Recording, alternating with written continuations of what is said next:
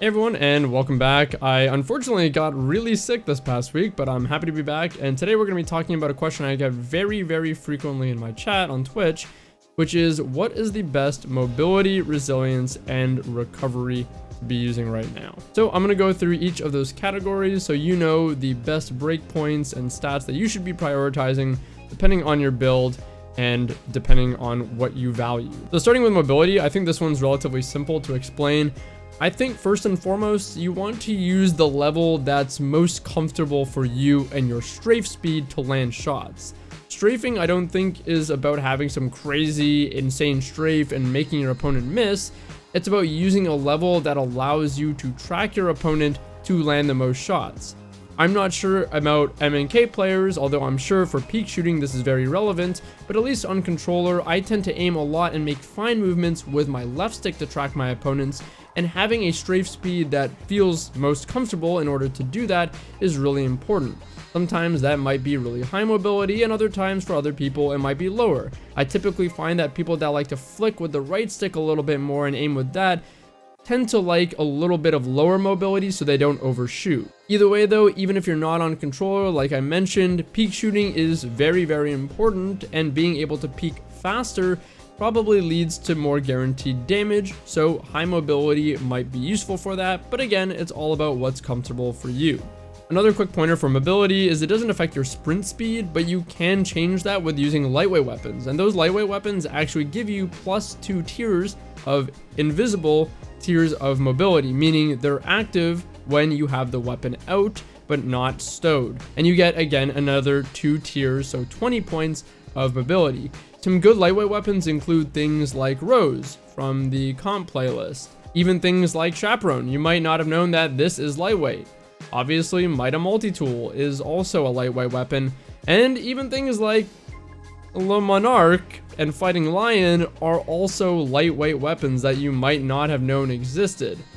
This is, of course, aside from the standard lightweight archetype weapons in the game. Lastly, I'd say if you're a hunter, you typically want 10 mobility. Of course, I think the first rule of using what you're comfortable with is the most important, but for hunter, it's tied to your dodge cooldown, and that is an integral part of your kit, so you want that as frequently as possible.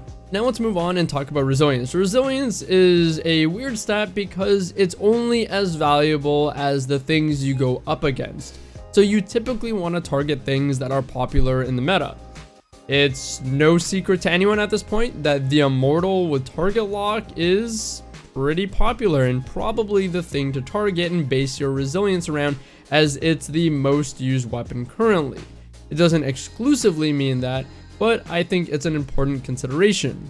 On my build here, you can see that I'm using 2 resilience, and this is probably the lowest value you can comfortably use. The reason being is because it changes 140 hand cannons to be a 3 crit kill from 2 head 1 body at a lower resilience level. I know hand cannons aren't the most popular right now, but giving a good player a wider margin of error with 2 head 1 body instead of 3 head for a kill is probably not a good idea. It might sound drastic, but the next jump up that's useful in resilience is going to be 7 resilience. And the reason being is because this is the level that the Immortal with target lock actually gets a time to kill shift.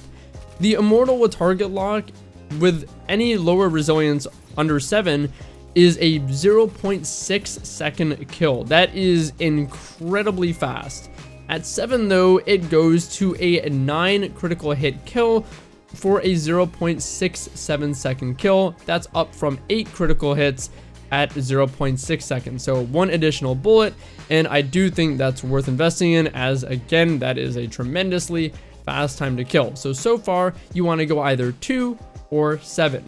Not to mention that 7 also does get a lot of important benefits from 6. I don't think it's worth going for 6 alone because while they are useful benefits, they're not exactly the best targeted. They don't cover a lot of things that are being used right now, but they are indeed useful, so I thought I'd mention it. The 600 RPM SMGs go to a 6 crit 3 body for a 0.8 second time to kill, up from 8 critical hits, so that's an additional shot, I believe, 9 shot total versus 8. Thorn, the exotic hand cannon, becomes a 3 crit kill, up from 2 crit 1 body with the burnout effect of its perk, And precision shotguns gain an additional pellet required to kill at 6 resilience. Again, I don't think it's worth going for 6 resilience because it's so close to 7. You really want to be hitting 7, and those things at 6 resilience, although useful, they're not the best, most targeted things for what's being used currently. The next major breakpoint for resilience is 8 resilience, and this is because that affects, once again, the aggressive SMGs. This requires them to hit an additional shot at 8 resilience versus 7 for their base optimal time to kill, meaning without target lock. It goes to a 7 crit 3 body for a 0.77 optimal time to kill, up from 9 crit for that 0.67 second. It is worth mentioning though that I believe target lock will negate that, so this is less useful than 7 resilience. So for resilience, I think the best values are going to be tier 2 or tier 7, and additionally tier 8 if you find that valuable, even though it might get negated by target lock. Of course, there are other benefits within those tiers of resilience that I haven't mentioned, but again, this is what we're targeting most because we want our resilience to be the most useful and live as possible. So we are targeting the things that we're gonna go against most frequently. It's important to mention as well that resilience does give you flinch resistance. So if you don't like flinch, upping your resilience is a good way to get some additional flinch resilience that will help you in staying on target. Similar to hunters though, titans most likely want 100 resilience. The reason being is because it's tied to their barricade cooldown, and once again, the barricade is integral to the titan kit. It is debatably the strongest, actually I'd say it's probably the strongest class ability in the game right now. So you definitely want that on the fastest uptime possible. Moving on to recovery now, I think this one's pretty simple. There are 3 key breakpoints that you want to hit, and I would say that it's probably the stat that's a little bit more flexible than the other ones, at least in my opinion. I think a lot of people have the opposite approach to that as me, but this is why I believe that. At 5 recovery, it is an 8-second recovery time. At 8 recovery, it is a 7-second recovery time. And at 10 recovery, it's a 6-second recovery time. So each of those, 5, 8, and 10, are 1 second away from each other. The most extreme being 5 to 10 being a 2-second gap. Don't get me wrong, in Destiny, which is an incredibly fast-paced game at times, 1 second or 2 seconds can be a long time. However, I think that that is a lot less of a difference than you would expect for such a jump in tiers of recovery. 5 to 10, which is double, is once again only a 2-second difference. So play with these values and see what you're comfortable with. I love 8 recovery the most because I think that is just the best min-max for Hunter, which requires all 3 of those stats, mobility, resilience, and recovery at a decent capacity. But once again, it's up to you, so try those out.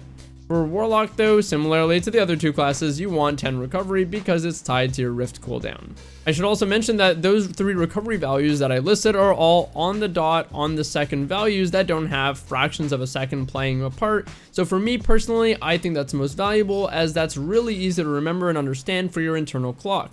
When you get weak, you know it's going to take you, for example, 7 seconds to get back in the fight. Anyways, those were my key breakpoints and opinions on the best mobility, resilience, and recovery levels in the Lightfall meta so far. Of course, the meta is ever changing, so these values are always changing. But I hope you guys enjoyed, and this will lay a good foundation for us to talk about more builds in the future, and understanding these breakpoints is pretty important. So, thank you guys so much for watching, and take care.